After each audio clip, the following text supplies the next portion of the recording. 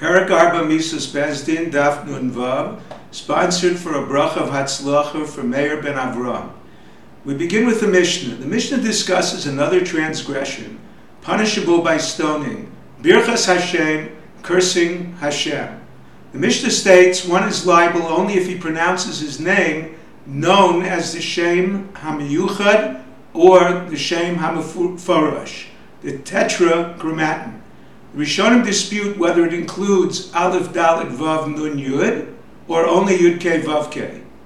The Gemara brings a brisa that qualifies the law of the Mishnah. One must curse the divine name with the divine name.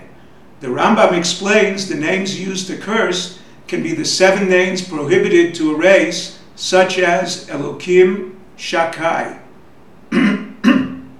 The source. Shmuel holds the verse, V'nokev Shem, B'nogfo Shem, you must. The double mention of Shem. Question. Perhaps Nekiva means piercing a hole in the name, as a verse states in Malachim, Vayikov Chor B'dalto. The answer. There is no name acting upon another. If 2 pieces of parchment laid one on top of the other, or engraving the name on a knife, it is still the knife piercing. Question. Perhaps it means pronouncing the name as written. A verse states, Vayikach Moshe v'Aaron es hanoshim asher nikfu b'shemos. And the Azhara would be as Hashem Elokecha Tira. The answer. Again, there is no name acting on another. In addition, an Azhara must be in the form of a lav. The Gemara concludes the proof is from the verses concerning the Mekalel. Vayikov ben Isha Yisraelis as Hashem Vayikalel. The Gemara explains it cannot mean he must first pierce and then curse. A few verses later, the Torah states, Hotzei es Mekalel, not es ha-nokev v'ha-Mekalel. The Gemara brings a dispute in the opinion of the Rabbanan concerning a Gentile that cursed Hashem with a subordinate name. The verse states in Bereshis, Vayitzav Hashem.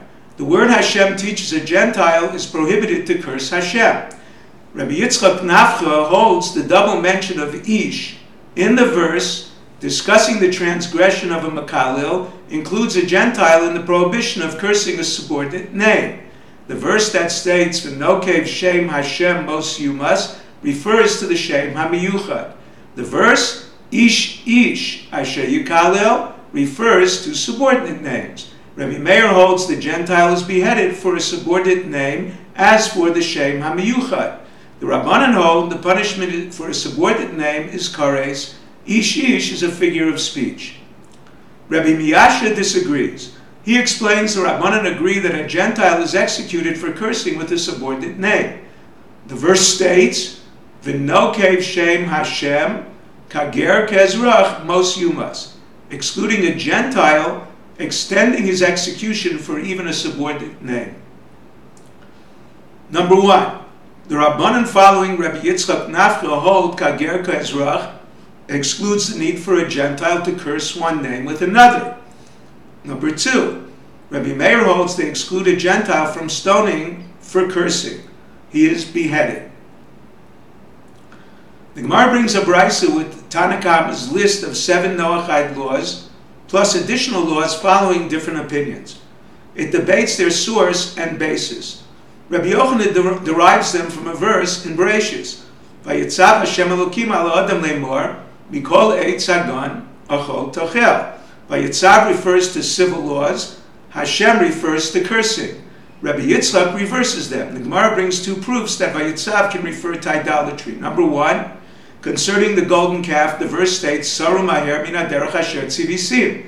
Even making an idol without worshipping is idolatry. However, if he worships an idol not in a manner by kissing and hugging, he is exempt.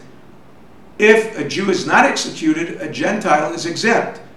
Number 2, concerning following the Baal, the verse states, Halach achar tzav, followed the commands of false prophets, indicating liability only for worship. Question. Torah states, Sham sam lo chok u'mishpat. Civil laws were commanded at Mara. Answer. The Gemara proposes various solutions. Number 1, Rav Nachman holds the actual laws were given previously. At Mara, court of 23, 2 witnesses and a warning were added. 2. Rava holds the requirement to pay fines were added. 3. Rabbi Akiva holds the requirement to establish courts in every province and city.